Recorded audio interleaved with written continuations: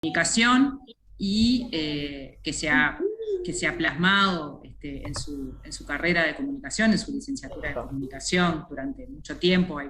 Veo varios de los profes conectados en esta conferencia. Y bueno, también en su momento hizo una apuesta por generar programas de maestría en el área de comunicación, que han probado ser programas de referencia en el país, y ahora está dando el paso para la construcción de esta última pata en la formación, que a la vez tiene un fuerte anclaje con la investigación. Para nosotros es muy importante tener programas como el programa que estamos lanzando hoy. Quiero felicitar especialmente al equipo que ha estado detrás de la elaboración y de la construcción de este programa, y en particular a Rosario Sánchez, que es su referente, y a Ariel Cuadro, como responsable de los doctorados, por todo el esfuerzo puesto desde hace un buen tiempo, pero especialmente en estas últimas semanas, para que esto cobre forma y podamos ya empezar a hablar de esto en la UCU como una realidad, y empezar a conversar ya con eventuales potenciales estudiantes en el marco de este doctorado. Así que, sin más, quiero de vuelta felicitar a este equipo, por supuesto agradecer la presencia de nuestro conferencista hoy, Juan, para poder ya dar paso a Rosario. Eso, gracias nuevamente y felicitaciones. Bueno, gracias a ti, Cecilia, y bueno, yo voy a ser también muy breve, porque lo que nos convoca es sobre todo escuchar al conferencista. Solamente decir que es un placer estar hoy aquí en esta actividad inaugural del doctorado en comunicación, porque ha sido un proyecto querido y largamente trabajado, que hoy se instala. El campo de la comunicación en el Uruguay es un campo joven. Las primeras carreras de comunicación se instalan en la década del 80, la última licenciatura creo que se instala en el 2002, o sea, estamos hablando de un campo muy joven. Si pensamos en el Sistema Nacional de Investigadores, es del 2008, es decir, hay mucha juventud en el terreno, ¿sí? Y por eso creemos que este programa de investigación este programa de doctorado en comunicación centrado en la investigación, centrado en la formación de recursos humanos, va a contribuir a conformar el campo, a desarrollar el campo, a impulsar producción de investigación, producción de conocimiento nacional en el área. Y ese es el principal objetivo. Por lo tanto, esto es importante para la Universidad Católica del Uruguay, porque está en línea con la tradición pionera que ha tenido en el área, a la cual refería Cecilia hace un rato, pero también es importante más allá de las paredes, y paredes que hoy son muy virtuales porque estamos todos en diferentes lados, pero del recinto específico de la Universidad Católica del Uruguay. Hicimos para este doctorado y seguimos haciendo un esfuerzo de articular con voluntades y contribuciones de colegas de muy diverso origen, en lo local, pero también en lo regional, ¿sí? Y por eso queríamos inaugurar este doctorado con la conferencia de Juan, porque este doctorado tiene un espíritu de internacionalización, pero también, y que también esa decisión tiene que ver con contribuir a un impulso, a un desarrollo en la investigación nacional sobre comunicación. Los objetivos del doctorado apuntan a ello, apuntan a fortalecer la formación de recursos humanos y apuntan a dialogar con la práctica profesional también, de tal manera que mejores prácticas y se establezca un ida y vuelta entre la investigación y el ámbito de las profesiones. Bien, sin más, solamente agradecer a todos que están acá, que están dispuestos ahora a participar en esta conferencia. Va a haber un espacio después de la conferencia para preguntas. Leandro Delgado va a ir recogiendo preguntas que puedan estar surgiendo a través del chat a lo largo de la conferencia, así que pueden adelantar preguntas por esa vía. Y bueno, y sin más doy paso a Juan, solamente voy a hacer una breve presentación, ¿sí? Juan Piñón es profesor titular asociado del Departamento de Medios, Comunicación y Cultura de la Universidad de Nueva York.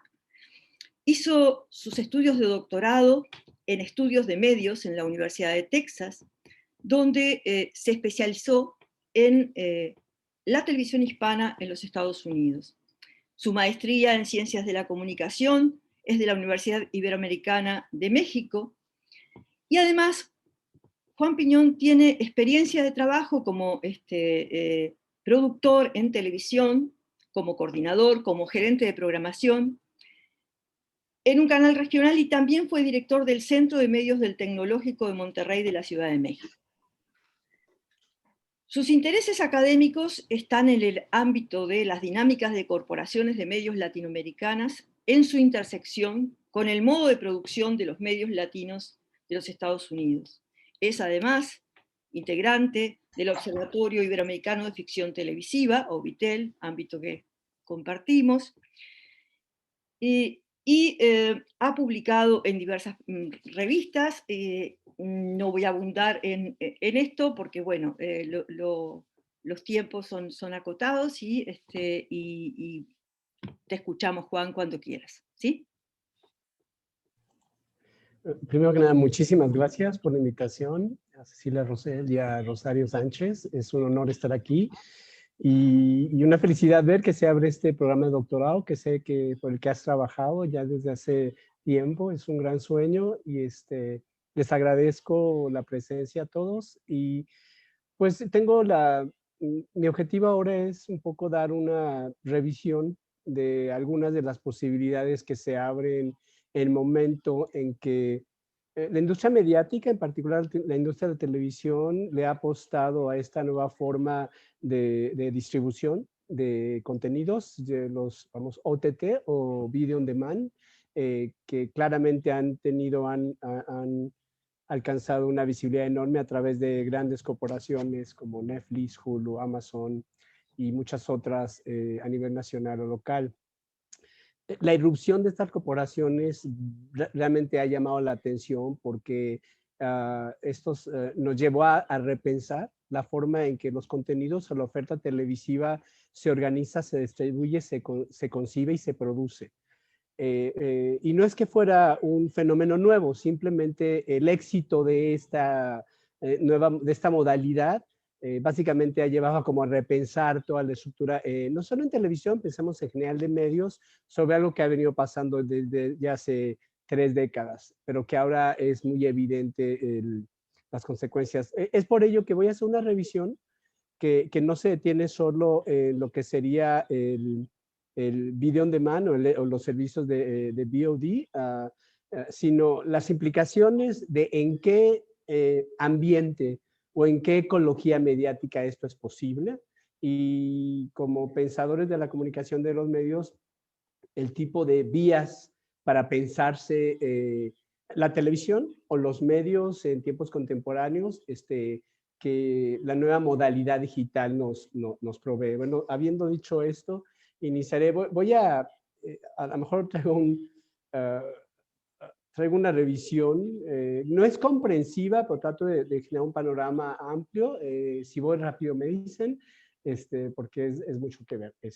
Pero bueno, habiendo dicho esto, comparto mi presentación, ¿no? Entonces, como he comentado, los medios en tiempos de streaming, que cito la presentación. Una manera muy particular de entender el momento en el que estamos en términos de medios es esta nueva lo que se denominó una nueva ecología de medios, caracterizada por un nuevo ambiente digital que ha venido desarrollándose con un proceso de digitalización, computarización y automatización desde el siglo pasado. Estos procesos llegaron también a los medios, ya han llegado a casi todos los procesos de trabajo e industrialización de la vida cotidiana. En particular, en entender los medios nos obliga a pensar los medios como ambientes desde esta perspectiva ecológica, su estructura, sus contenidos y su impacto en la gente. Y bajo esto pensarnos en la mediatización que este tipo de interacción provoca, tanto como la materialidad misma de estos ambientes como la vida social que generan esta nueva modalidad.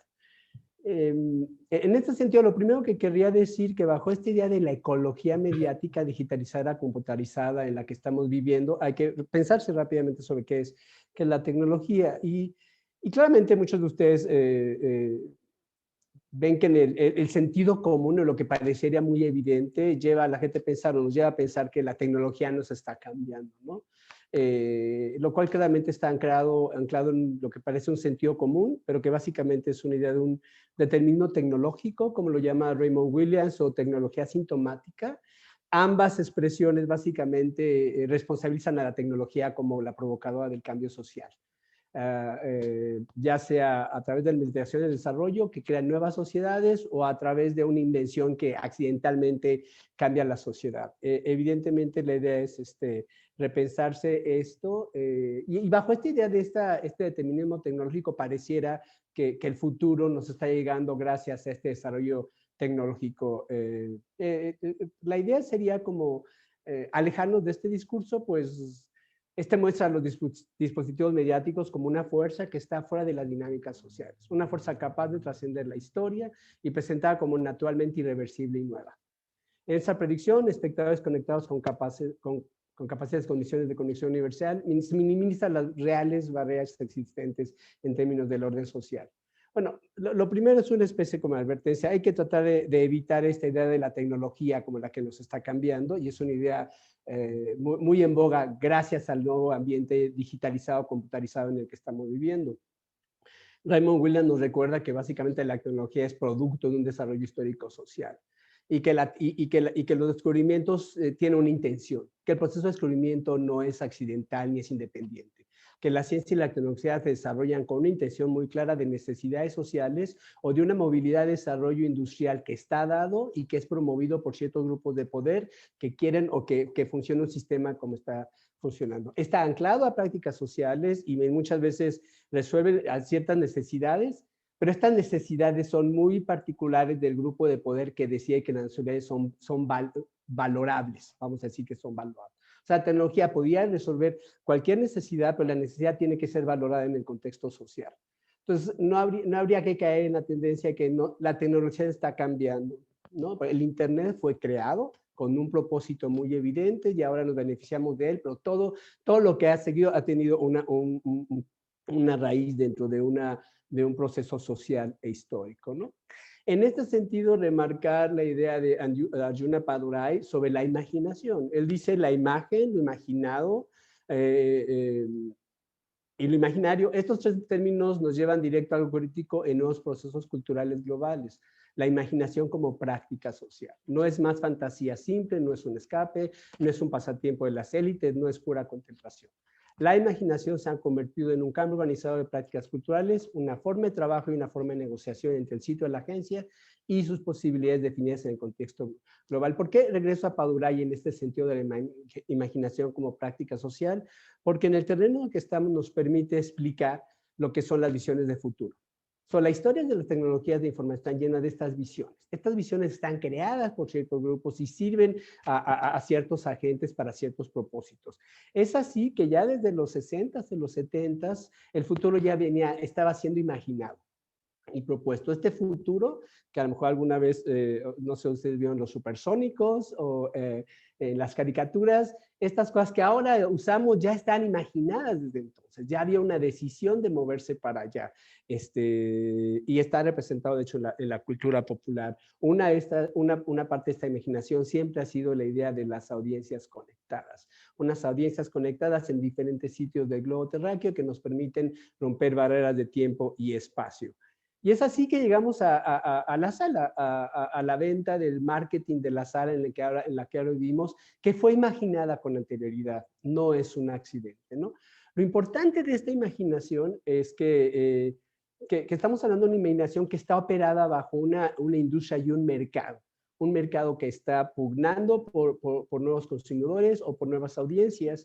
Entonces, esta sala está muy lejos de convertirse en un espacio en donde diferentes sistemas tecnológicos, sociales o legales operan sin ningún problema. Más bien se ha convertido en un sitio para la batalla de mercados y la pérdida de lo que antes funcionaba basada en el derecho a la exclusividad, el consumo repetido, el tiempo real y los puntos de precios. Esto según ponderó. De alguna manera, la sala y la tecnología representan también esta lucha por mercados y las tecnologías que continuamente están tratando de crear más mercados o de capturarnos como posibles consumidores. Así es que te podría ser un ejemplo, pero esto se va complicando con más ofertas de diferentes actores que entran dentro de lo que será la operación o la interoperabilidad de lo que es la sala de ahora, que es básicamente una batalla campal por el consumidor. Pensando en esto, entonces, ¿cómo pensarnos a la televisión? Hay dos maneras, plantea a Ramón Lobato, de pensarse a la televisión en estos momentos. Uno, desde la perspectiva de medios digitales e Internet, que básicamente ha centrado su visión en 3 niveles de estudio: la infraestructura, las plataformas y las redes, el Internet. La otra, desde los estudios de televisión, los estudios tradicionales de televisión, pero que presentan 2 modalidades para entenderla. Uno, desde momentos de disrupción de la televisión, los cambios de la televisión, y los otros donde encontramos las continuidades de la televisión a pesar de entrar en otro ambiente, está en un ambiente digital. Lobato propondrá eventualmente pensar en las 2 posibilidades de manera simultánea para no perder la riqueza de lo que está pasando en términos de lo que sería lo televisivo en tiempos contemporáneos, ¿no? Pero voy a empezar con una visión poderosa en términos de lo que sería la ecología, que son los estudios de infraestructura. Esto lo que se llama el giro de infraestructura en los estudios de medios. El objetivo no es simplemente estudiar las propiedades tecnológicas de un medio de comunicación particular, sino más bien mostrar que el transporte material de información reformula las cuestiones tradicionales de producción, circulación, acceso, consumo y política de los medios y su regulación. El transporte de comunicación se vuelve importante. En este caso, ¿por qué? Porque las infraestructuras comprenden la arquitectura de circulación que literalmente provee la base de las sociedades modernas a generar el ambiente, el entorno de la vida cotidiana. Cuando hablamos de los servicios de Internet o de los servicios de VOD, estamos hablando de toda una infraestructura subyacente de cómo llega, quiénes tienen acceso, qué tipo de velocidad se tiene. Hay toda una serie de formulaciones que están y que son invisibles para que nosotros podamos disfrutar de nuestro sistema televisivo en el ambiente digital. Y esto está soportado una infraestructura que tiene características específicas, aunque invisibles. Y esta infraestructura ordena la vida también. Y ordena la forma en que nos relacionamos, también limita a algunos acceso como le permite acceso a otros. Y esto está subyacente en la forma en que nosotros nos estamos relacionando con el medio, en este caso con el medio televisivo.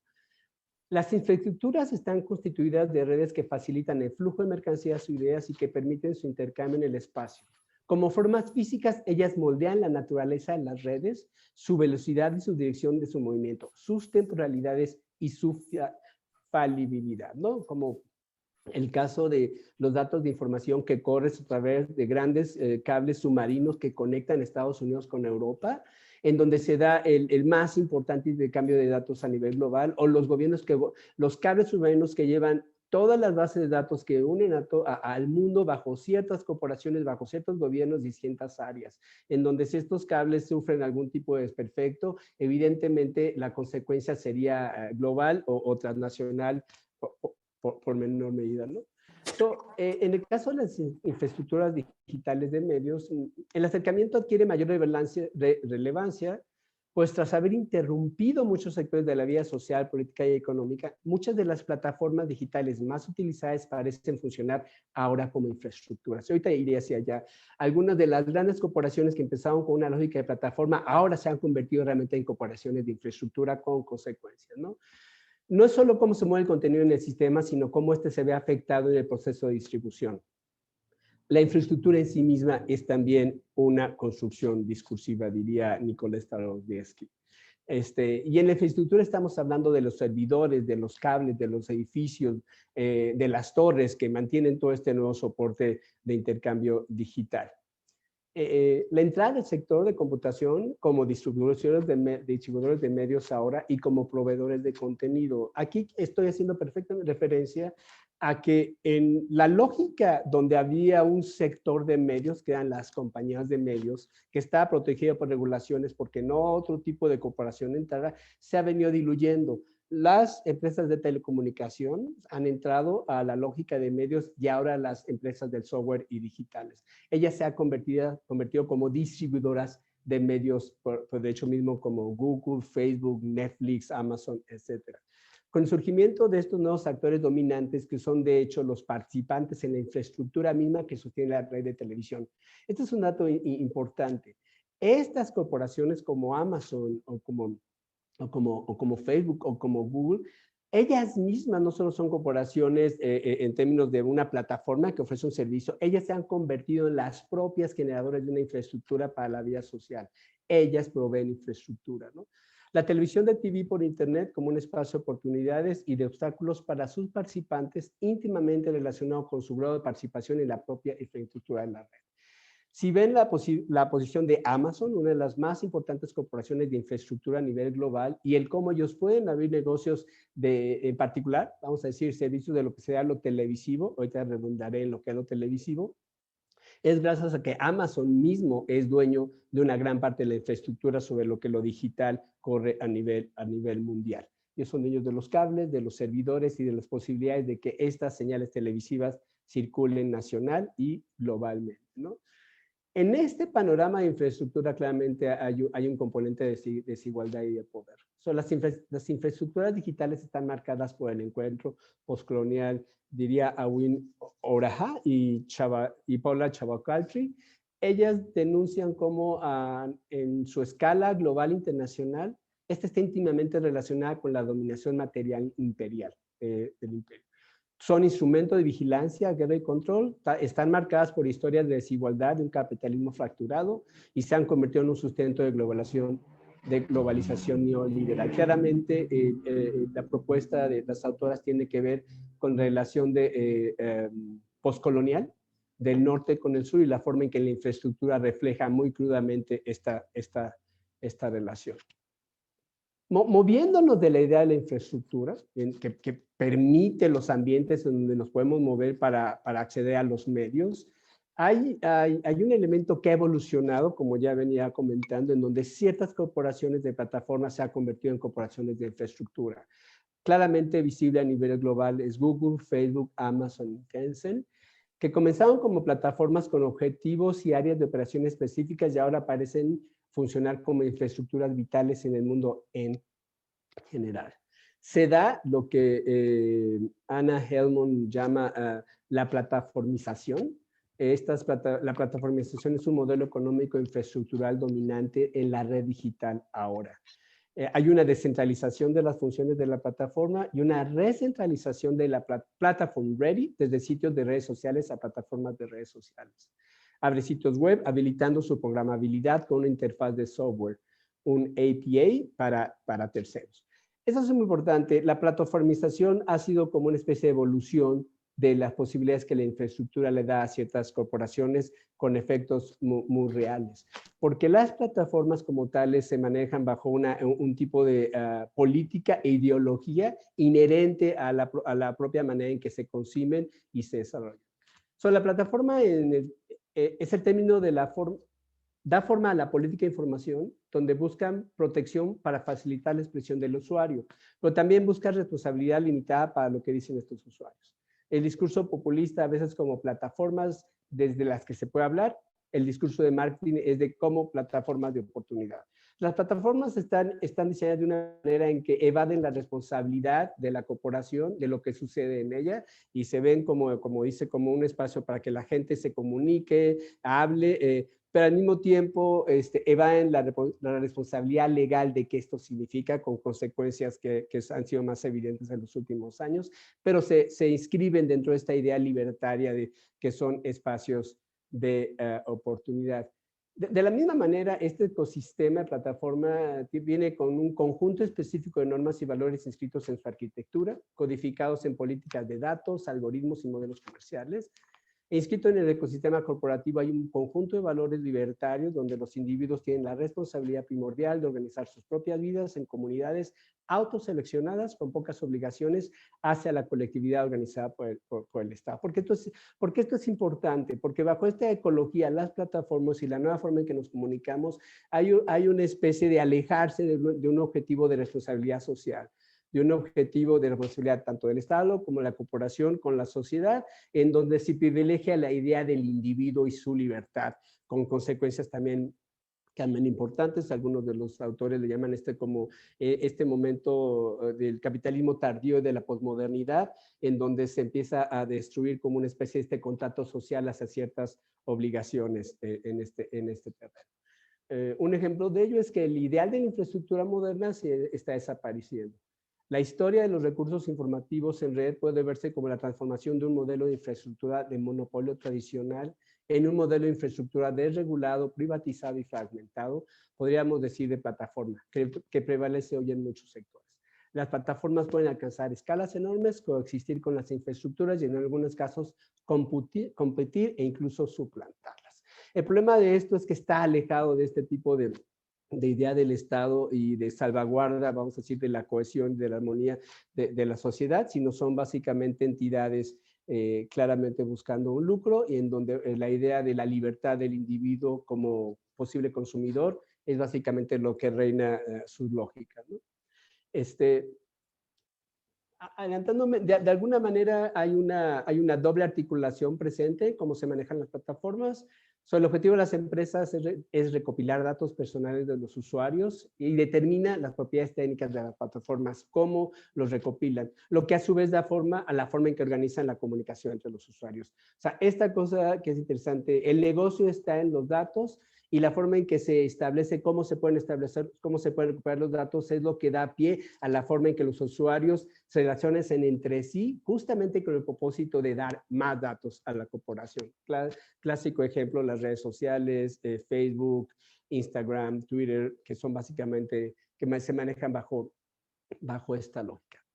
Un tercer elemento dentro de esta perspectiva de lo que son los medios digitales está el estudio de las redes digitales, o lo que se conoce como Network Studies. Estas explican que los impactos de los medios en línea oscilan entre las acciones de individuos empoderados y las estructuras de distribución implementadas por corporaciones poderosas. Hay una retórica de empoderamiento del usuario en el que las personas controlaban el tiempo y la sustancia de sus encuentros con los medios.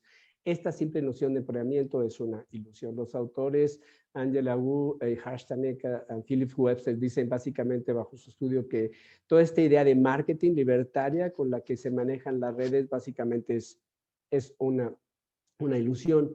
Pero sin embargo, ellos de alguna manera hipotetizan la posibilidad de que a través de las redes sociales se genera una noción de flujo programáticos en la red. La forma en que sean los clics en las diferentes redes sociales no parecen ser tan aislados o tan, vamos a decir, accidentales, sino las propias redes sociales manejan ciertos flujos en donde se podría asimilar la forma en que las propias redes sociales generan clics o views, a la forma en que una televisora programa su programación en cierto momento para atraer ciertos espectadores. Los usuarios de redes pueden ser concebidos como audiencias, y todo esto se genera a través de flujos de atención en lugar de flujos de audiencia. Si uno va a Twitter, va a ver que hay trends o hay ciertos elementos que la plataforma te propone y va generando un flujo de atención que acaba siendo algo que puede ser comparable a un flujo de audiencia. El papel de las estrategias institucionales en la configuración de la secuencia de atención en la red es importante, equiparado un poco a lo que sería un flujo televisivo. En este sentido, los estudios de redes trabajan mucho sobre lo que consideran las arquitecturas de elección. las cuales influyen poderosamente en la toma de decisiones de las personas en su navegación en la web. Estas mantienen la sensación de libertad de los usuarios al tiempo que llaman sutilmente su atención. Esto es importante. Las plataformas como las redes siempre manejan esta idea de libertad completa, cuando en realidad eventualmente hay todo un esquema para tratar de que los usuarios sigan un flujo, y la libertad que se les promete en realidad sutilmente está conducida bajo ciertos modelos matemáticos de la propia red. Existe una secuencia de navegación anclada a un puñado de sitios que sirven como puntos de inicio y retorno a una navegación en la red. Un número limitado de constelaciones de corporaciones. Hay mucho bajo la idea de redes el estudio de las constelaciones, y estas constelaciones nos hablan de cómo hay ciertos anclajes para llegar a ciertos puntos de interés, y estos anclajes siguen este tipo de arquitectura que pareciera semi-controlada, o por lo menos estimulada de cierta manera para que las audiencias o los consumidores naveguen estas estructuras. Bueno, estos tres elementos, que sería infraestructura, plataforma y estudios de las redes, son elementos con los cuales nosotros podríamos entender el manejo del streaming, el manejo del SVOD, desde esta perspectiva de medios digitales, y habría que sumarlos a nuestro entendimiento de lo que ahora es lo televisivo. Pero vayamos hacia lo televisivo. ¿Cómo pensar ahora en estos sistemas de streaming desde la forma en que tradicionalmente hemos pensado la televisión? En este sentido, hay, como yo ya había comentado al principio, hay dos maneras de entenderlo, en el que se piensa en este tipo de plataformas anclado a este cambio o continuidad de la televisión. O sea, cómo Netflix se parece o no se parece a la televisión, cómo Disney Plus recobra o no elementos de lo que consideramos televisión. O el otro, que es una perspectiva, bueno, que de hecho que se suma, que es la perspectiva de medios digitales, a la que ya he mencionado a través de infraestructura, plataforma y redes. Una propuesta de Ramón Lobato es pensarse a la televisión, más allá de los ejercicios de cómo Netflix permite la continuidad de la televisión, o cómo hay una disrupción. Lobato propone pensar en este modelo en donde hay una transformación desde adentro hacia afuera, en donde la televisión cambia desde adentro, que es básicamente desde que se empezó a digitalizar desde los 80s, donde los temas de distribución de televisión se empezaron a digitalizar. Hay un proceso de cambio inherente a la práctica de producción televisiva que va a llevar, y encompasado con toda una serie de cambios ecológicos en términos de ecología de medios, va a pasar una posibilidad de transmitir o distribuir televisión de diferente manera, pero siguiendo como televisión, y que genera otra cosa, que es, Lobato la describe como se aborda el cine digital, como un caso de cambio desde afuera hacia adentro, como un parásito se apodera de su anfitrión, dejando intactas las apariencias externas, mientras tanto, vaciando los cimientos, tanto tecnológicos como ontológicos, en el que se basó un determinado medio o modo de representación. La transformación de adentro hacia afuera de la televisión por Internet permite que la experiencia de la televisión se mantenga consistente con las normas establecidas, mientras se despliega un cambio sustancial en el interior, específicamente la no linealidad e interactividad inherentes a la plataforma de video digital. En este sentido, quisiera yo remarcar que claramente un elemento que fue disruptivo de lo que ahora entendemos o pensamos si es televisión o no a partir del streaming es la nueva forma de distribución. La distribución cambia. Y una de las ausencias que hay dentro de los estudios de comunicación y medios, en lo que se conoce como el clásico círculo de la cultura, es la ausencia de la distribución. Tenemos representación, identidad, producción, consumo y la regulación, pero no está la infraestructura. La infraestructura entonces se ha vuelto como un espacio importante para repensarse las nuevas dinámicas mediáticas. Timothy Havens dice que Stuart Hall falla en no tomar en cuenta la distribución como un momento significativo entre producción y consumo, en donde el valor económico del producto visual es creado. Cuando hablamos de distribución, no solo hablamos de la posibilidad tecnológica de distribuir, sino hablamos de las dinámicas inherentes a nivel social o a nivel corporativo para que esa distribución suceda. ¿Qué quiere decir? Los ejecutivos del mercado de la televisión mundial, en su calidad de intermediarios culturales, determinan el tipo de programación internacional a la que las audiencias pueden acceder y el tipo de significados y placeres disponibles para ellas. En este sentido, igualmente operacionalizado a nivel local o nacional, son los ejecutivos del mercado de televisión quienes siguen decidiendo qué vemos. Y estas son la parte central de la idea de la distribución. ¿Quién está en medio de la producción y el consumo? ¿Quién decide qué se distribuye? Y los medios o las formas en que se distribuye. A estos les ha llamado Pierre Bourdieu intermediarios culturales, que en el espacio de distribución un proceso toma lugar en donde significado es producido a través de diferentes prácticas de gestión, gerenciales y de negocio, técnicas de mercadeo y de publicidad y de relaciones públicas que se han convertido en procesos centrales en la comercialización de productos simbólicos. Esto es perfectamente aplicable a cualquier servicio de streaming. ¿Y cuáles son las decisiones de los ejecutivos para realizar una serie o para poner o para pagar por los derechos de cierto contenido a nivel transnacional, global o regional? Siguen siendo los intermediarios culturales de estos nuevos servicios los que determinan el valor de la oferta que ellos proponen y lo que eventualmente en sus prácticas gerenciales principalmente ponen una modalidad de valor simbólico pero económico a la oferta que se da en estas nuevas maneras de distribución. Habiendo dicho esto sobre la distribución, entonces llegamos al punto en donde Amanda Lotz, que ha venido, proveyendo de una especie de tipificación del desarrollo de la televisión, por lo menos en los Estados Unidos, nos habla del arribo de lo que sería la televisión distribuida por Internet después de ciertas fases, ¿no? Esto es importante. Ella delimita a la televisión distribuida por Internet como una subcategoría del video distribuido por Internet. De modo que la categoría más amplia de video abarca las películas distribuidas por Internet y una amplia gama de videos producidos fuera de sus estructuras industriales que las posibilidades de distribución de Internet ahora permiten. O sea, no todo lo que es video en Internet es televisión. Es decir, en este caso, sería televisión, los portales en línea que distribuyen series producidas de acuerdo con las prácticas industriales profesionalizadas de la industria de la televisión. Con esto regreso al comentario de Lobato, en esta idea de la transformación de adentro hacia afuera. Todo cambió, la distribución, la temporalidad cambió, pero el disfrute del hecho de la oferta de lo que nosotros siempre hemos conocido como televisión sigue ahí. Yo veo en Netflix o en el streaming de que a mí me parezca más conveniente, el programa de televisión que yo disfruto como lo disfruté siempre en términos de la televisión, como yo veo televisión. Claramente, y muchos de ustedes estarán pensando, bueno, no es igual por muchas razones que son muy válidas.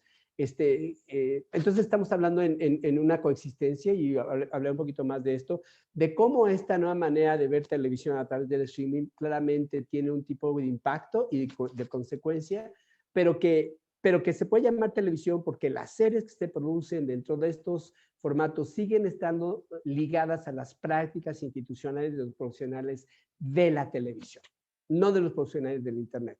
O sea, la televisión sigue viva y se produce más televisión más que nunca en la historia del medio. Esta es una imagen rápida de cómo es que para los televisión sería una parte de todas las posibilidades de video que se ofrece dentro del Internet. O sea, no todo lo que está en Internet como video es televisión, sino simplemente lo que se trabaja como tal. Ya centrándonos particularmente en esta modalidad, hay muchas de las cosas que se pueden analizar, discutir, investigar sobre la forma en que la oferta y la distribución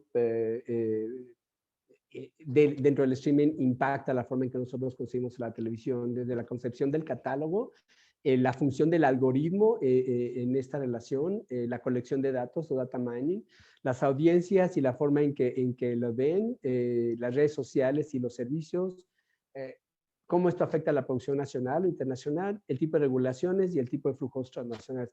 Estos son unos de las muchas posibilidades de análisis que nos ofrece el nuevo el nuevo campo en términos de streaming. Uno de ellos y que ha roto claramente con la oferta, con nosotros concebíamos como lo que era televisión, ha sido el catálogo de los servicios de streaming. El catálogo se diferencia de la programación de televisión continua por la falta de... regresando, ¿cómo primero pensaríamos a la programación de la televisión lineal? Bueno, esta claramente está caracterizada por una limitación en su capacidad y una especificidad temporal. Solo podías tener al aire una cosa y dada la cantidad de tiempo que tienes disponible, tú no podías poner todo, no había manera ni había espacio en donde poner una enorme cantidad de contenido. Entonces, la idea de la escasez del contenido siempre fue lo que privilegiaba a la televisión y la forma de verse instantánea.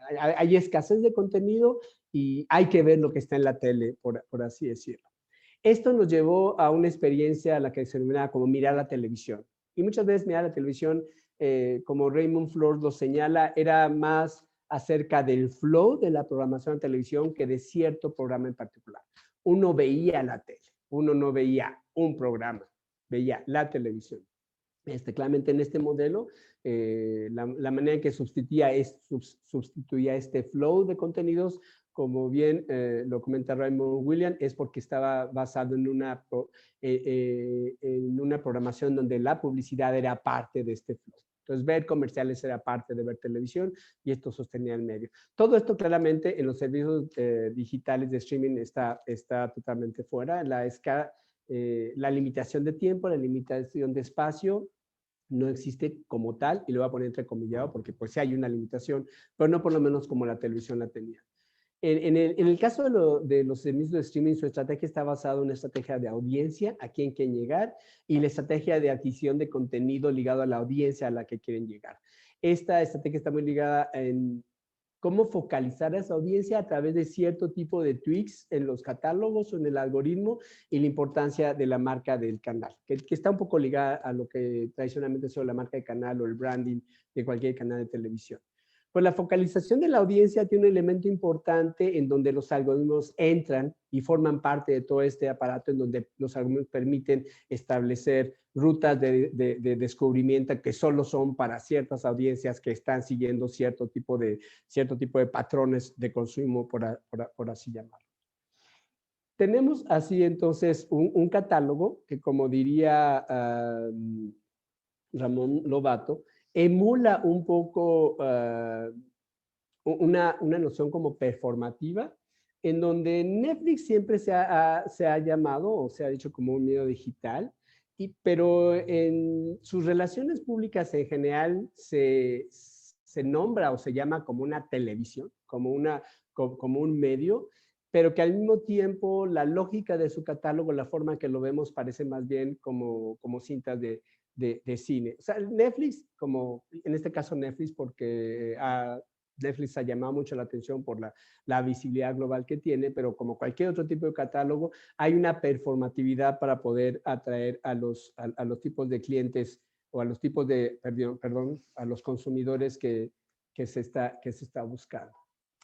El catálogo, que está claramente dominado por un algoritmo que nos permite descubrir ciertas cosas o no descubrirlas, está relacionado con la nueva modalidad de esta ecología, que es la recolección y análisis de datos.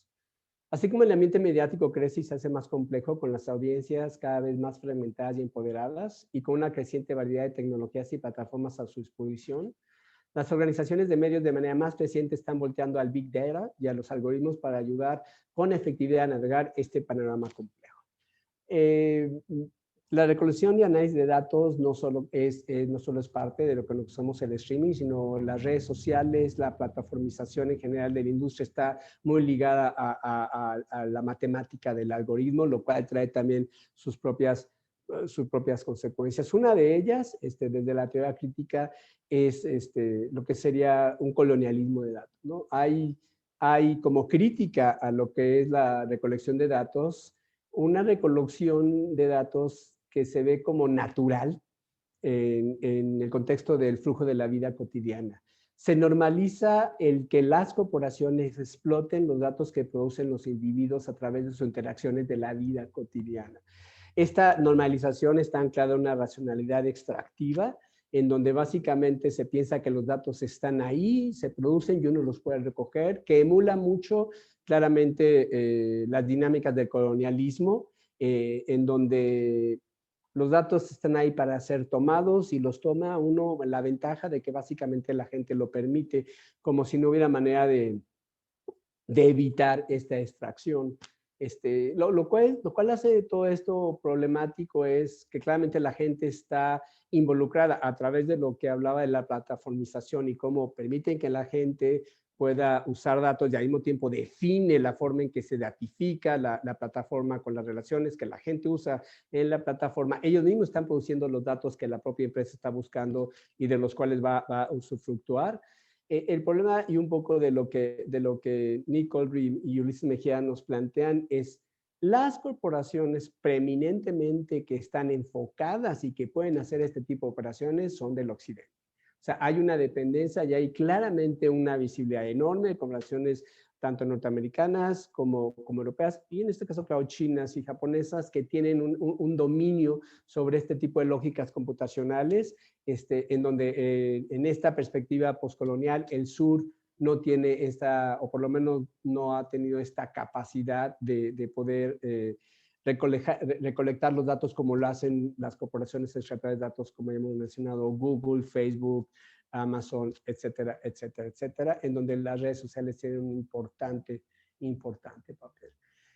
En este sentido, el colonialismo de datos combina las prácticas extractivas depredadoras del colonialismo histórico con los métodos abstractos de cuantificación de la computación.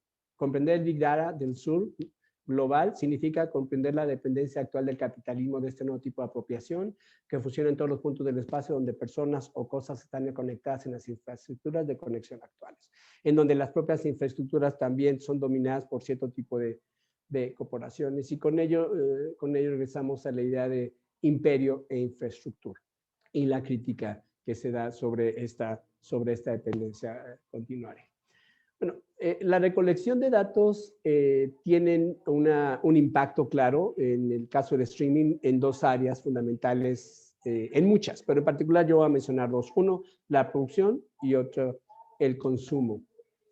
El rol de los agentes humanos en recomendar, compartir objetos culturales está siendo reemplazado por las máquinas. Se sabe muy poco el trabajo que examina a los mismos algoritmos, como los diferentes tipos de conocimiento que produce y afecta a las prácticas culturales existentes, incluyendo las prácticas de producción.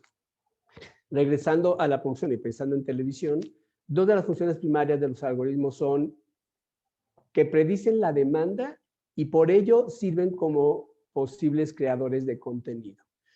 Esto no quiere decir que el elemento humano haya sido eliminado de la creación del contenido. Algoritmos son creaciones humanas, más bien es el punto que hay un rol de los humanos en el contexto de la creación, pero han migrado a un rol directo, de uno directo a un indirecto.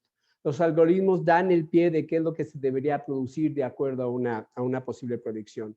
Esto es algo que Philip Napoli nos alerta.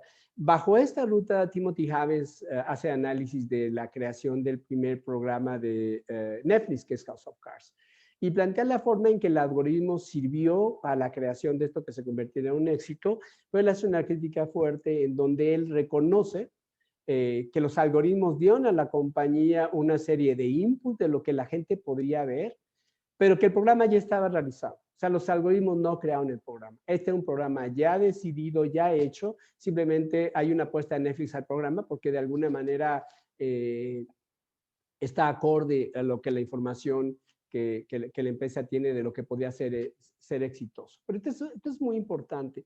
El algoritmo no creó el programa. El algoritmo le dio el input a un ejecutivo para decidir lo que este ejecutivo consideraría sería el programa. Ahí regreso a esta idea de distribución y de intermediarios culturales. El algoritmo no decide. Es también una creación matemática en donde finalmente hay un ingeniero que decide cómo realizarlo o hay un ejecutivo que toma una decisión al final del día de qué es lo que se debería producir. En este sentido, Timothy Havens hace una crítica importante a esta idea de que los algoritmos crean la producción, Por un lado, plantea, o bajo su visión, la falta de creatividad de House of Cards en términos de irrupción y de innovación, en donde piensa que la parte más creativa del programa fue cuando Kevin Spacey le habla directamente a la cámara, ¿no? Entonces, bueno, para la cantidad de dinero y para toda la inversión tecnológica que había en el programa, pareciera que la parte de la creatividad no fue lo más fuerte, a pesar de que fue claramente un programa bastante exitoso. Pero aquí viene una parte que es interesante, importante entre la discusión del algoritmo y la producción, que es el reclamo de que el algoritmo va a reproducir lo que la gente ya está viendo. Y cuando reproduce lo que la gente le está viendo, la predicción de lo que la gente podría ver estaría alineado a eso que la gente ya ve. Lo cual hay todo un argumento de que el algoritmo lo único que llevaría es justamente a la pérdida de la creatividad y de la innovación. Esto es una cuestión claramente que puede ser muy debatible, pero que entonces nos habla que el algoritmo no hace todo el trabajo, y cuando encontramos una serie o un producto que pueda ser innovador, no necesariamente la operación del algoritmo, sino eventualmente la decisión del ejecutivo que vio una oportunidad.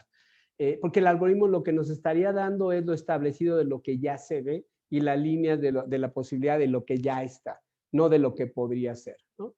Hay un elemento plantea Jenner que también hay lo que le llama el efecto Netflix. Muy claramente en términos industriales, el efecto ha hecho que el streaming, que por un lado haya más series de televisión usando el esquema serializado, narración serializada, bajo un esquema que se le llama narrativa compleja. Esta narrativa compleja está ligada a la posibilidad de las audiencias de ver seguido diferentes programas de corrido, lo que se conoce como binge watching, y poder hacer conexiones que no esperaría hacer después de 1 o 2 o 3 semanas mientras que la serie se produce. No, todo lo puede ver como si leyera un libro, por decirlo así, y puede hacer conexiones más complejas dentro de la ficción. Aunado a que las temporadas ahora son más cortas, de 10 a 12 capítulos en lugar de los 24, y se privilegian a grandes producciones que tengan justo este efecto binge watching. Entonces, toda una forma de entender ahora la televisión como esta posibilidad de entregar una serie como si fuera, vamos a decir, un libro en capítulos que la gente va a poder ver de una sentada y que le permite una manera de comprensión diferente a como se daba en los tiempos de lo que era la televisión tradicional.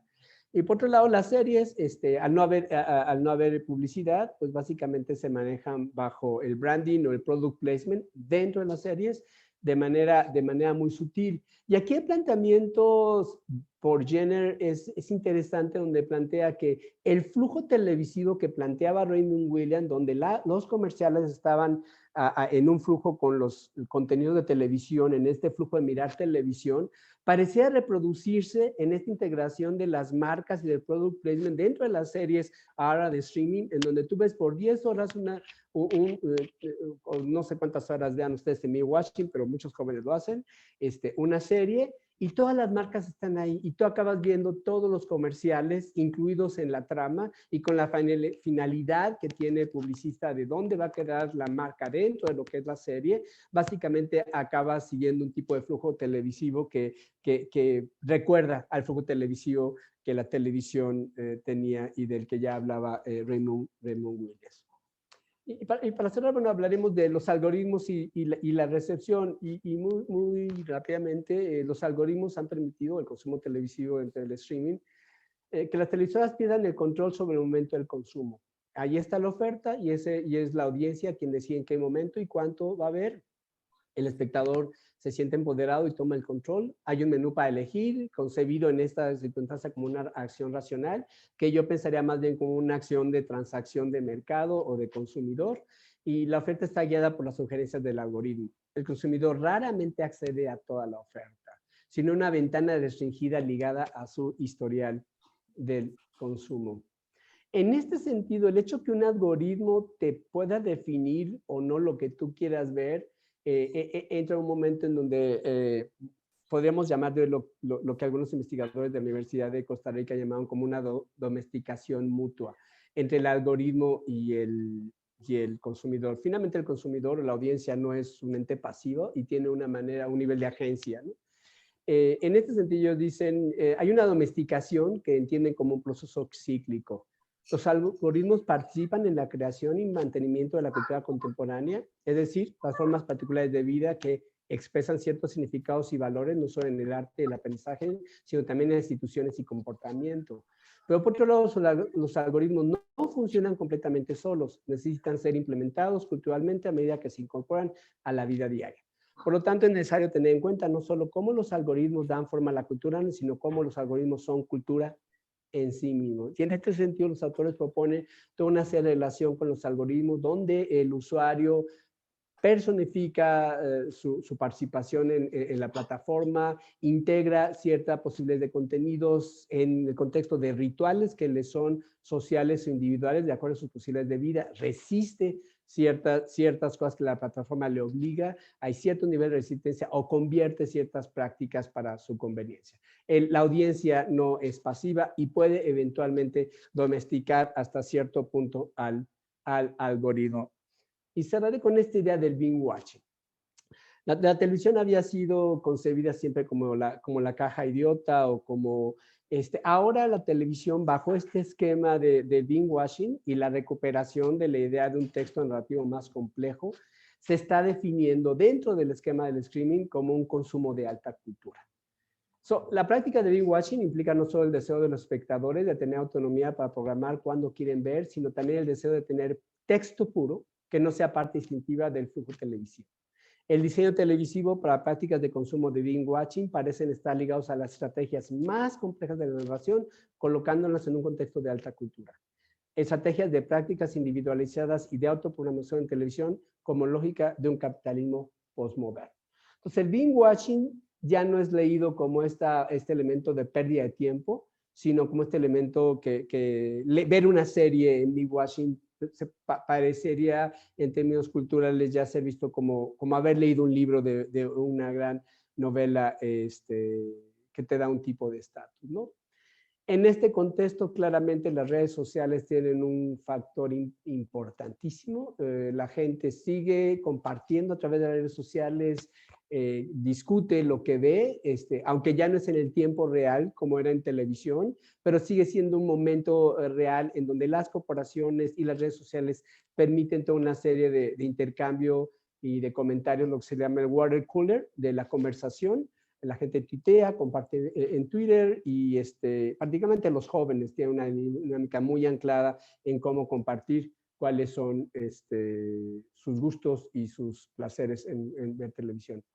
Y por último, hay toda una discusión sobre los flujos de contenido y si el streaming y los servicios globales están creando diferentes flujos a nivel mediático global.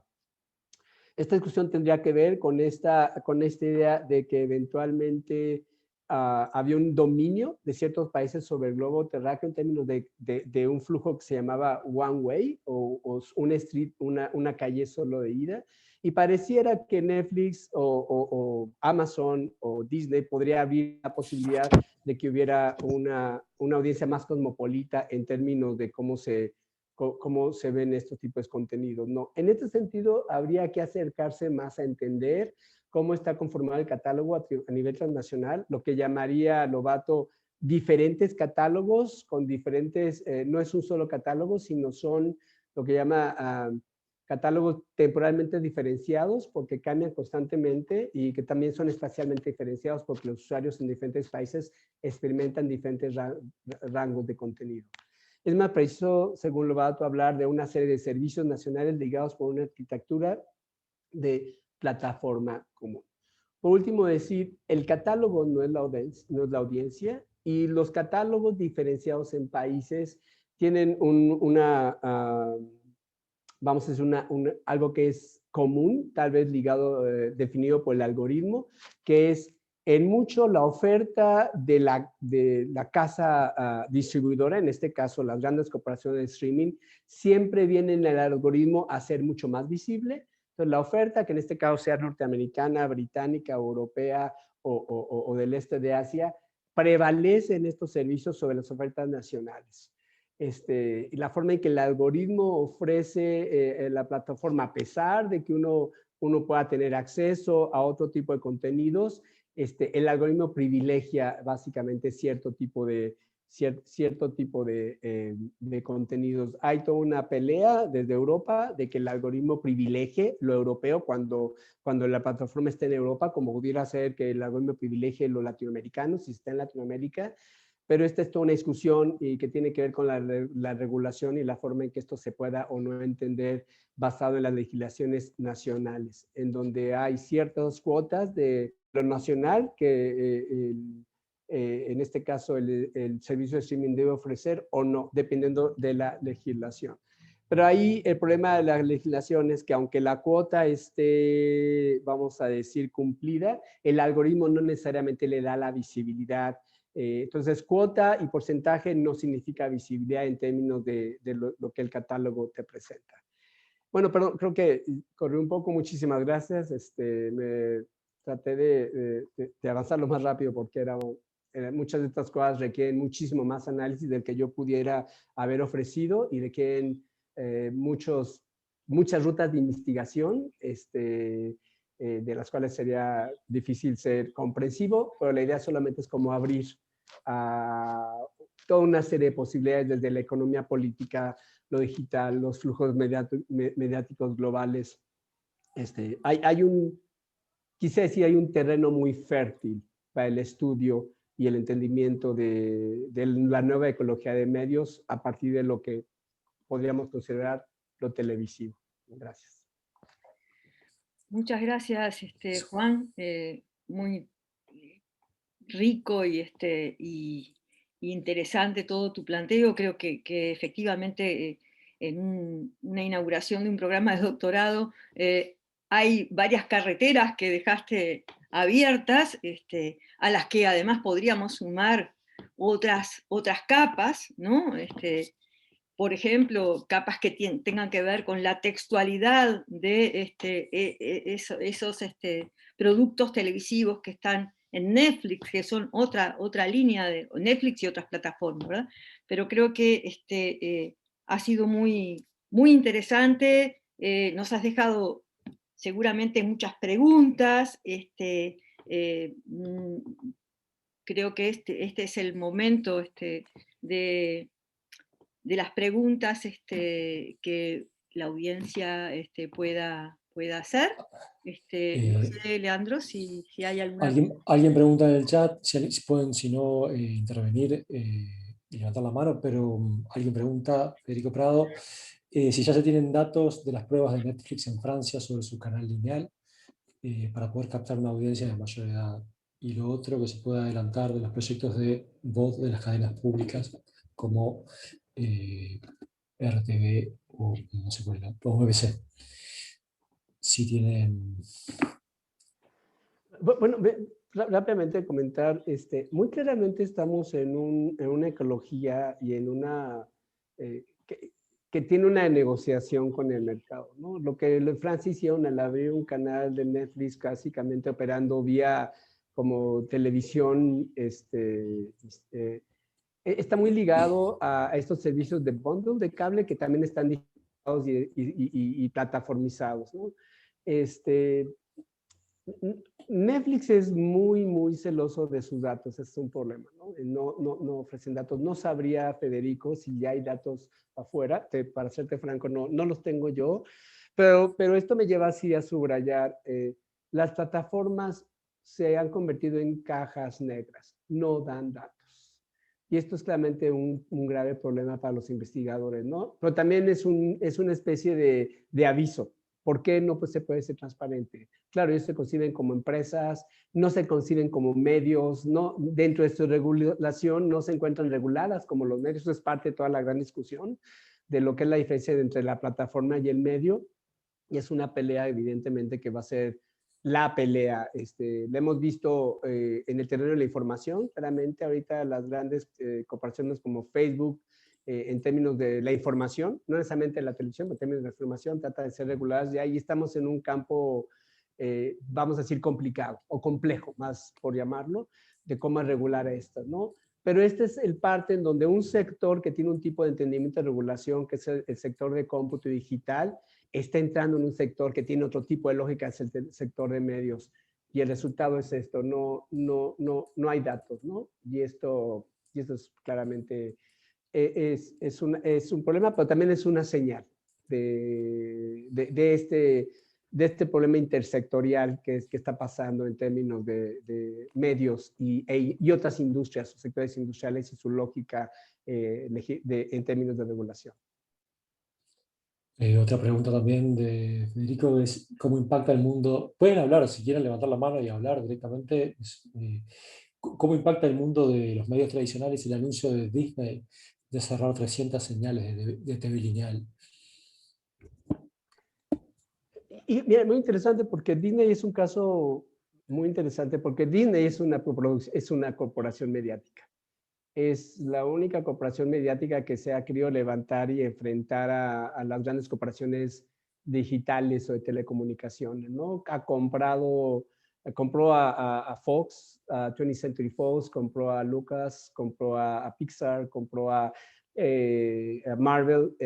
Entonces ellos se han convertido como Netflix en una especie de conglomerado. Ya lo eran mediáticamente, son dueños de estudios de cine, dueños de televisión, de radio, ya eran consolidados. Entonces, pues claramente ellos pueden cerrar canales, pero abren otros, ¿no? A este nivel de corporación, ellos pueden perder acá, pero el sistema de streaming más exitoso en el último año en términos de suscripción fue Disney, por mucho.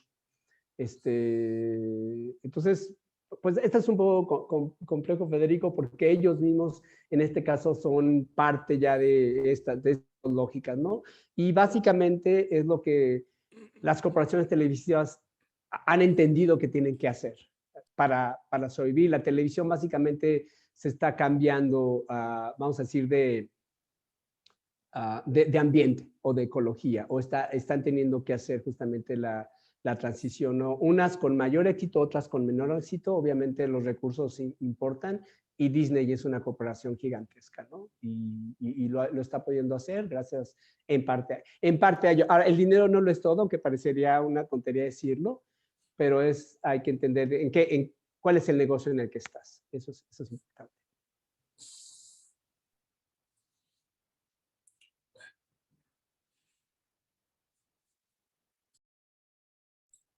Orozco, creo que... Sí, gracias. Bueno, no quise escribir nada en el chat, preferí comunicarme, lo voy a hacer muy rápidamente. Quiero felicitar, por supuesto, al conferencista, a Juan Piñón. Yo creo que esto ha sido un magnífico despliegue de los retos y de las trayectorias de cómo estudiar el papel de los medios y las plataformas, y que se abre como un campo muy, muy importante para cualquier estudio de comunicación en el nivel que sea y en especial en el nivel de doctorado. Así es que mis felicitaciones sinceras, Juan, por esto. Ya anoté mucho y pues ojalá que después podamos tener el video, Rosario, para poder volver a escuchar, porque fueron tantos conceptos importantes e interesantes que dijo Juan en tan poco tiempo que uno tiene que escuchar 2 veces por lo menos lo que dijo. Y por otro lado, quiero felicitar a toda la comunidad de la Universidad Católica de Uruguay y a Rosario por haber abierto una posibilidad de estudio de doctorado, una de las muy pocas que hay en América Latina, porque creo que, y con lo que dice Juan, hay muchísimo trabajo por hacer, hay muchas incógnitas para entender, hay muchos nuevos campos para intervenir desde la comunicación.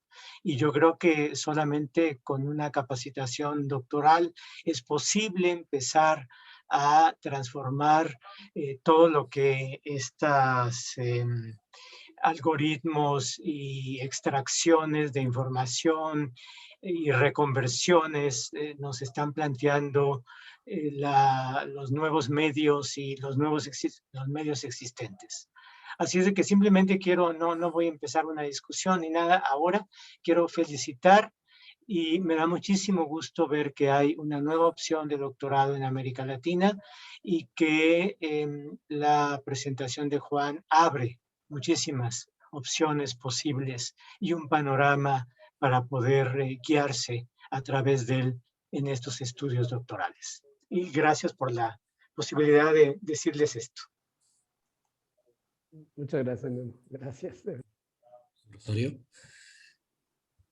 Bueno, gracias, Guillermo. Sí, el video, estamos grabando la conferencia, así que después va a estar disponible, creo que en el canal de YouTube de la universidad. Ahí ya me pierdo un poco dónde es que va, pero supongo que ahí, si no, les mandaremos el enlace. Sin ánimo de empezar ninguna discusión, pero sí yo creo que hay muchas de las cosas que Juan nos planteó, no solamente son líneas, sino también son cuestiones controversiales, ¿no? En cuanto a la perspectiva, en cuanto a las afirmaciones. Yo te quería plantear una pregunta, porque tú decías, bueno, el algoritmo no determina, ¿sí? Absolutamente lo que se produce, no sustituye la creatividad, ¿sí? Pero al mismo tiempo en tu exposición se subraya, y con acierto, la presencia de esa extracción de datos, esa elaboración del algoritmo. Entonces estamos en esa situación de ambigüedad, y mi pregunta es si precisamente en la medida en que se constata que el algoritmo lo único que hace es reproducir lo que ya estamos viendo, ¿sí? Porque como recoge datos de nuestro comportamiento, sus predicciones no pueden ir más allá de lo que ya se está haciendo. Si eso, combinado con la opacidad de los datos, ¿no? De las plataformas como Netflix, no terminará generando, o sea, me parece que el rumbo puede ir hacia dos lados. Puede generar un achatamiento del tipo de producciones que se exhiban, con lo cual moriría esta tercera edad de oro, digamos, ¿no? De la televisión, ¿sí? O la otra opción es que se produzca un fenómeno parecido al que abrió la competencia en el surgimiento del cable, digamos, ¿no? Con la emergencia de actores como HBO, ¿no? Y que, no sé, creadores relevantes como David Simon señalan que, bueno, que HBO y el desprendimiento de la dependencia de la publicidad generó, ¿sí?, la posibilidad de crear lo que él llamaba novelas visuales, es decir, con una fuerte conexión con la literatura. Me gustó mucho esa referencia a la lectura, ¿no? Que tú hacías. Bueno, ¿cómo ves tú?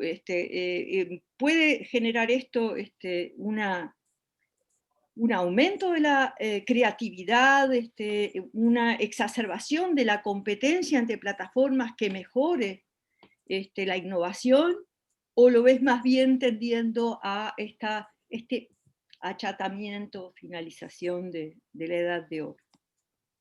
Perdón lo largo. No, muchas gracias por tu pregunta, y me parece excelente que la hagas porque claramente en mucho de mi secuencia traje a cuento diferentes, vamos a decir, avenidas de pensamiento teórico, algunas críticas, algunas no tanto. Y la idea de la distribución y del ejecutivo es en particular una con la que yo comulgo, que es la idea de economía cultural, en donde los ejecutivos, las gentes que tienen un cierto tipo de, que pueden ser consideradas bajo cierta demografía, y que cierta clase social, cierto grupo racial, y que va definiendo la forma en que entiende al mundo y definiendo las decisiones, que ese ha sido el impacto que ha habido en la televisión por muchos años, sigue presente. Y tu pregunta es bastante importante, porque yo por un lado también he estado proveí de miradas más desde la economía política, o de la crítica en términos de la desigualdad, en términos desde una perspectiva o de economía política o de pensamiento postcolonial. Y claro que la presentación tiene un poco de diferentes, como tú dirías, a veces visiones que podrían ser contradictorias dependiendo de la avenida. Pero esa es una pregunta muy pertinente y es, claramente Netflix, vamos a decir, siguió el playbook de HBO. HBO dijo, esto no es televisión, esto es HBO. Y la idea de televisión de calidad movió a la gente por una suscripción en un canal que se diferenciaba por dos razones. Uno, era de cable, no era aire, lo cual en términos de legislación le permite otro tipo de lógica de contenido, lo cual los canales de aire masivos no pueden. Y segundo, es premium, que en este caso no es solo la suscripción, sino es la suscripción, que es una lógica diferente a la televisión de cable. O sea, no es de cable estrictamente, aunque es de cable, vamos a decir técnicamente, pues la lógica del modelo de negocio, ¿no? Y ellos le apostaron a esto que sí podían hacer una televisión diferente, lo que no podía hacer el cable, lo que no podía hacer la televisión. No porque no quisieran, bueno, no sé si lo hubieran querido, pero en realidad no podían y no les convenía para su negocio, pero HBO sí. Netflix hace algo un poco parecido. HBO primero fue un catálogo y luego aprendió cómo hacer producción y empezó a producir. Netflix primero es un catálogo y luego aprende a producir. Entonces hay una trayectoria muy similar. Una cosa que diferencia a Netflix de HBO es que Netflix te permite tener un consumo personalizado que HBO no puede, o por lo menos no hasta ahora que como canal. La idea de personalización de Netflix es un argumento importante para traer gente de cualquier lugar y manejarse como lo describe Ramón Lobato, como un conglomerado de nicho. O sea, es un conglomerado de nicho. Tiene las posibilidades de que cualquier persona encuentre su nicho dentro de la oferta de Netflix. Por eso la personalización es crítica.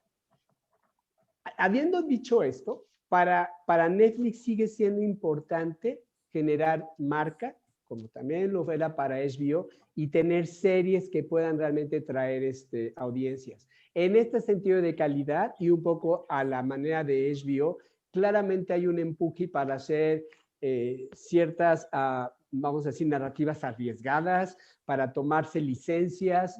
Y ahí hay un elemento que yo creo, esto es algo muy debatible, ustedes pueden, que es donde el elemento humano entra en juego contra el algoritmo, donde los ejecutivos saben que ellos tienen que mantener a ciertos mercados atraídos porque la marca en Netflix, que son las series que están en boga, que la gente va a hablar de la serie.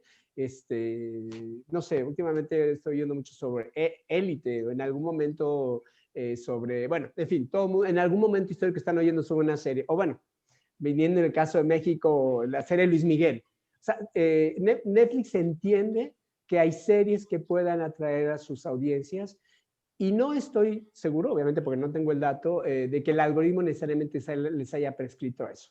No lo sé. No lo sé. El algoritmo sí les va a decir, aquí hay business, aquí la gente está viendo este tipo de género, este tipo de formato, en esta circunstancia, está haciendo big watching y eventualmente pueden tomar decisiones de negocio.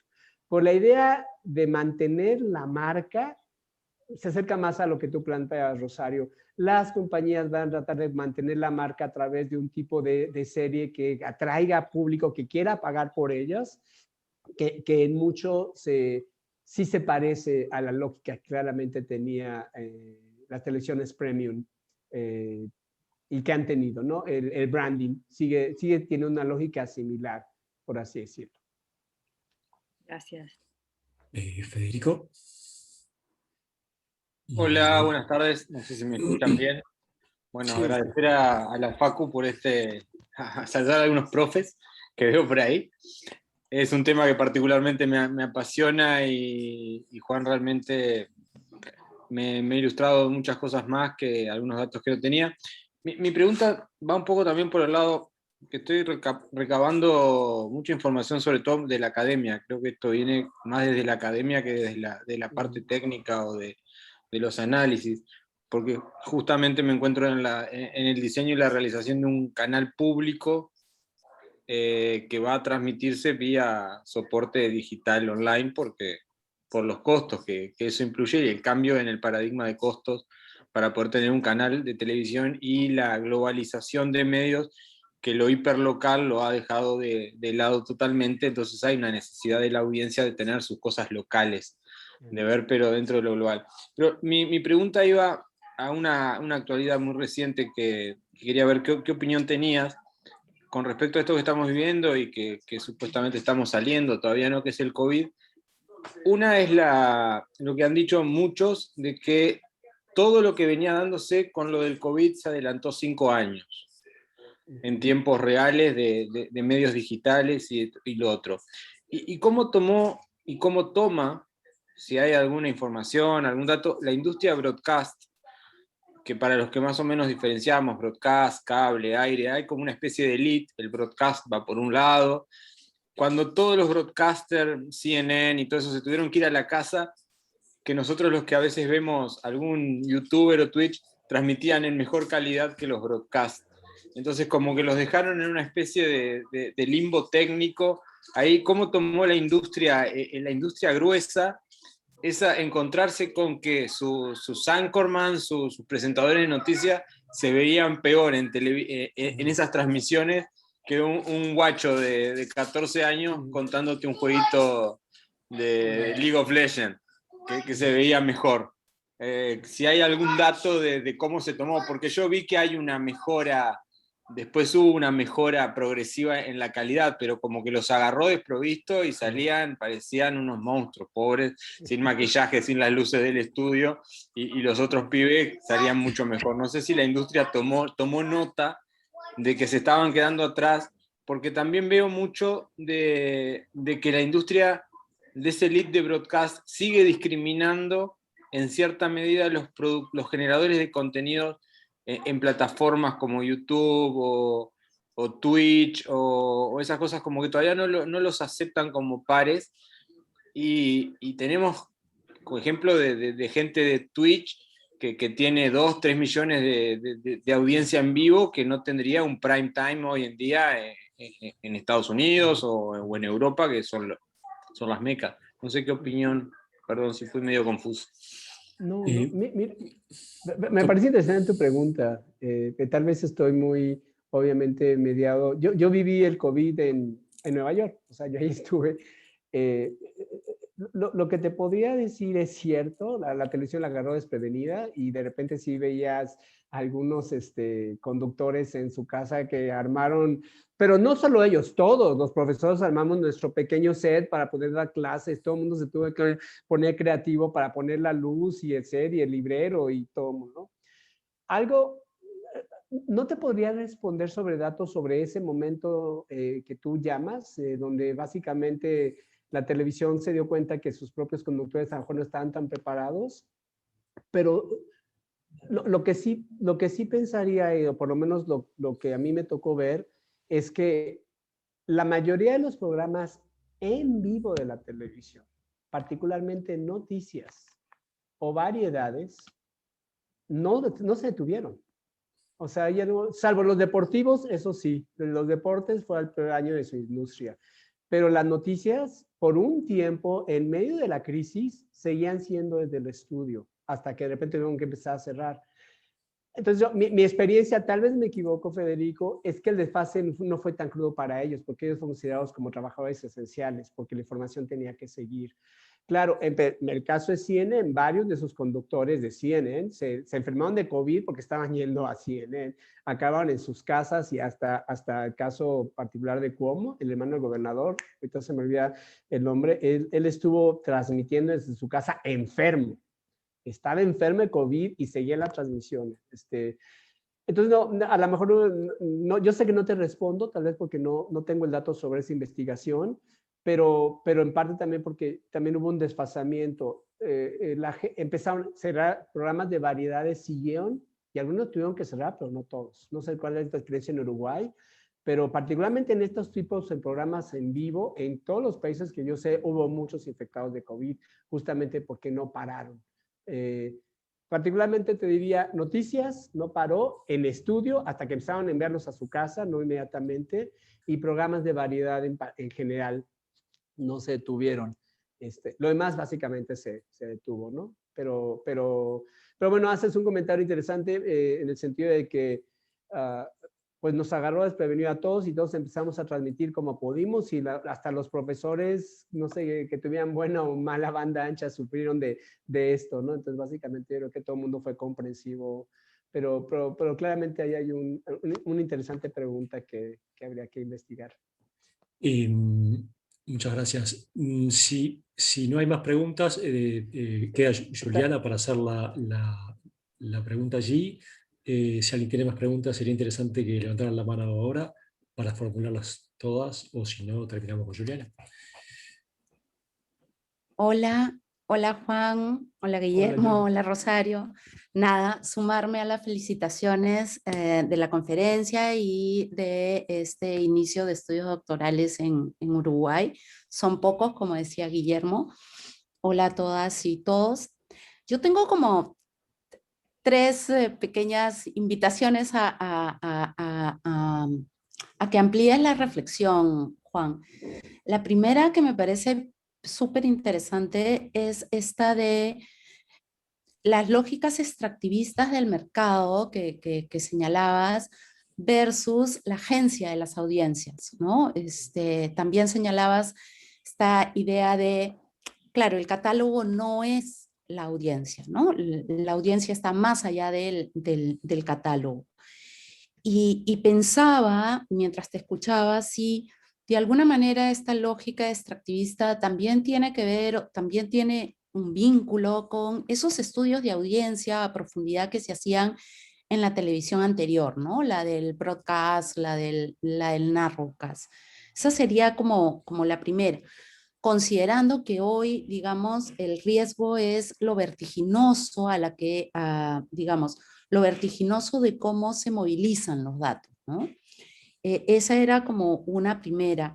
La segunda que me parecía interesante es pensar, y hablo desde el catálogo, por ejemplo, de Netflix en Perú, ¿no? El año pasado hubo una apertura de datos y yo encontraba que, por ejemplo, el catálogo peruano de Netflix estaba en los 4.100 y pico datos, productos. Y hacía una lectura y claro, habían títulos que tenían una dominancia, digamos, unas industrias que tenían una presencia gigantesca, pero por ejemplo, si los comparaba con los títulos peruanos o argentinos o chilenos que ofrecía el catálogo, los porcentajes eran pues ínfimos, ¿no? O sea, seguía esta lógica de tenemos mucho más títulos norteamericanos, algunos mercados, Brasil, México, qué sé yo.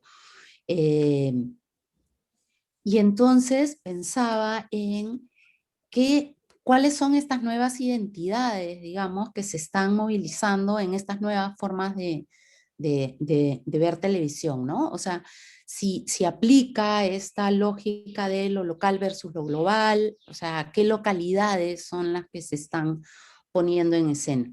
Porque pareciera que se difuminan las fronteras, pero parece que no tanto.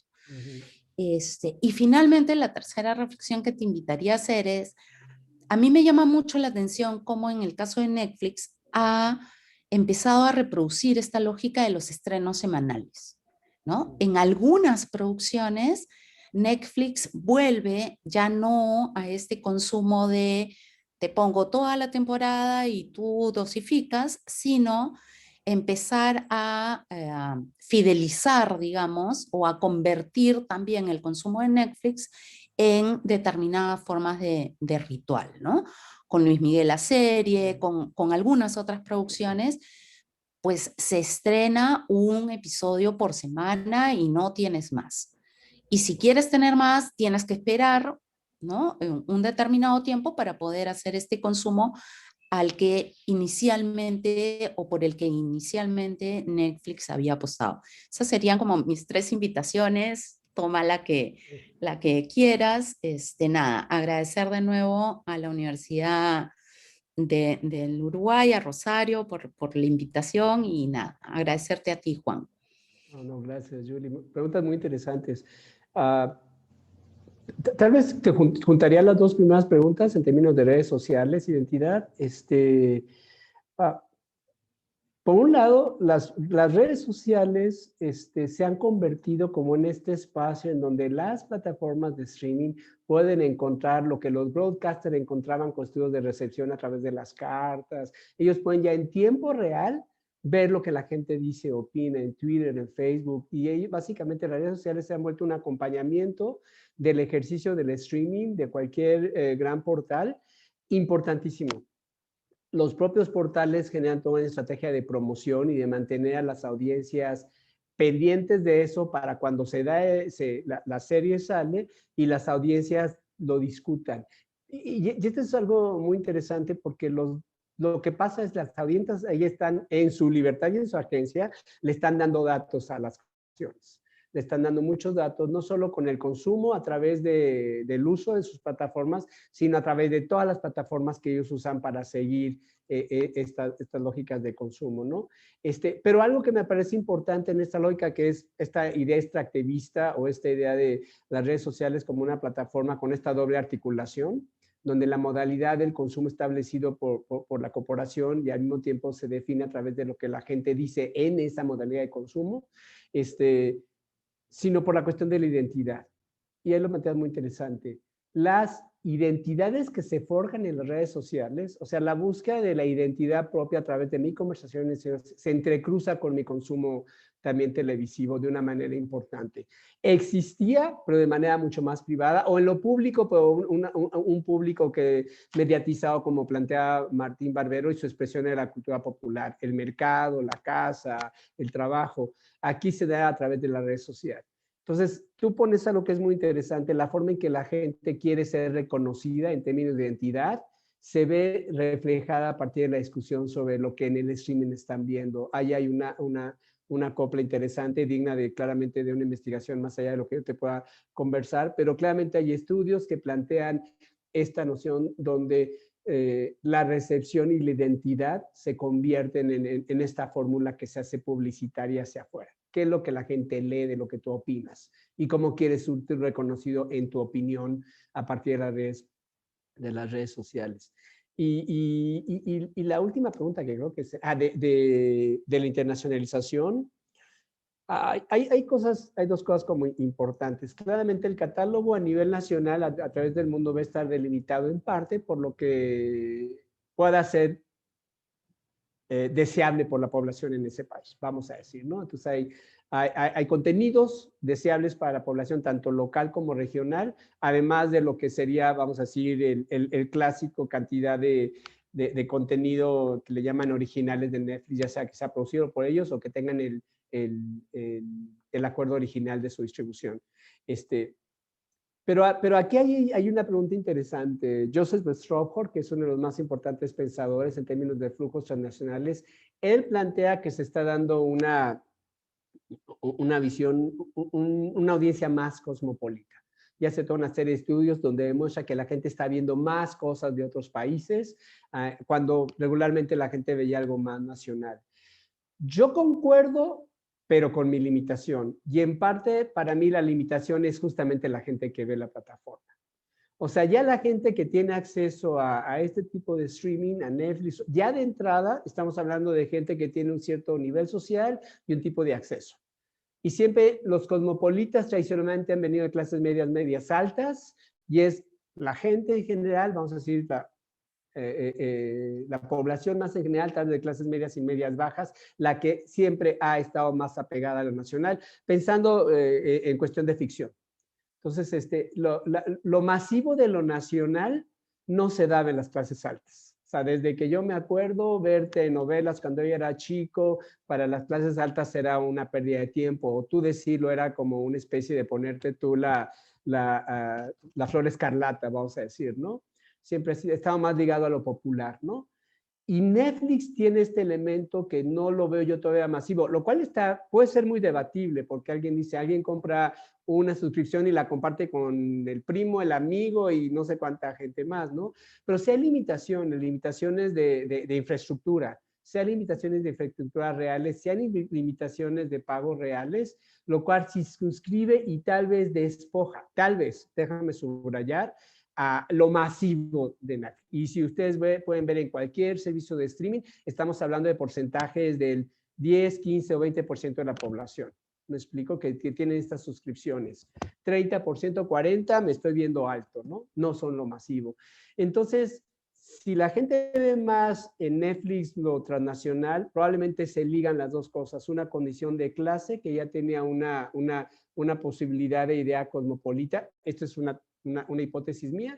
Y eventualmente la gente que vería más lo nacional no necesariamente representa la audiencia target de Netflix por ahora. Vamos a decir, por ahora. ¿Sí me explico?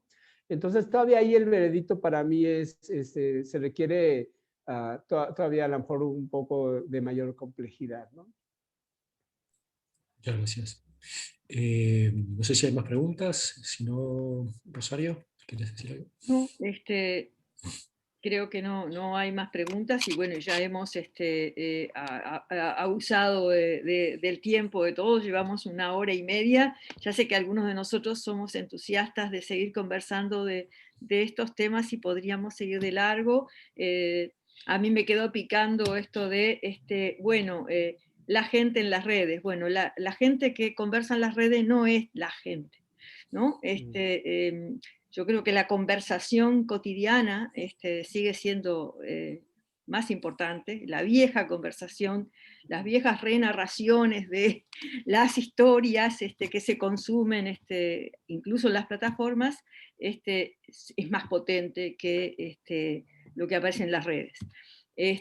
Pero bueno, ese es otro tema de discusión y capaz que podemos armar una mesa solo de redes, fandom y ficción televisiva y la diferencia entre la ficción y lo que pasa con los discursos informativos y las redes, porque creo que son campos totalmente diferentes, ¿no? Bueno, en fin, se me ocurren 1000 pistas para tirar, pero podríamos seguir conversando entonces hasta las 12 de la noche y se nos va a ir desgranando la audiencia por abuso de tiempo. Así que bueno, solo agradecerte muchísimo, Juan, tu disposición en tus vacaciones, además, hay que decirlo, ¿no? Tomarte el tiempo para armar esta conferencia, para estar aquí, y nos has enriquecido a todos, y bueno, acá se abre un diálogo con quienes estuvieron aquí, con los futuros doctorandos que ojalá se animen a postular y a ir construyendo esta comunidad creciente, y bueno, y agradecerle también a muchos queridos colegas, queridos compañeros, algunos que reencuentro acá, como Gabriela Fabro, que es del Austral de Argentina. No voy a nombrarlos a todos porque si no se va a enojar, pero a los locales no los voy a nombrar, queridos compañeros del departamento, sé que están ahí, muchas gracias por estar, pero Juliana de Perú, de la Universidad Católica de Perú, que se arrimó aquí, Guillermo, que estuvo desde el comienzo y que forma parte de este encuentro, bueno, y me debo estar olvidando de Germán de la Universidad CLAE, y que también forma parte del staff del doctorado, bueno, Néstor, todos los que están aquí, muchas gracias por estar, y bueno, y un abrazo enorme, por ahí Ana Inés, compañera de la universidad, nos felicita, y por acá también está María Eugenia Contursi de la UBA, no te había visto, María Eugenia. Bueno, esto ha sido una celebración, un encuentro, una celebración, un encuentro también con viejos estudiantes. Federico, hacía mucho tiempo que no te veía, una gran alegría que además estés impulsando ese proyecto de televisión pública, que ya nos contarás cómo te va después. Bien, por mi parte, solamente agradecerles y pedirles que estén ahí para empujar este barco, porque vamos a precisar de todos ustedes para eso. ¿Sí? ¿Bien? No Muchas sé gracias. Chávez. Felicidades. si Un cerramos gusto. con un aplauso. Gracias. Ahí está. Muchas gracias, Juan. Muchas gracias a todos. Gracias. Buenas noches. Adiós. Buenas noches. Chao.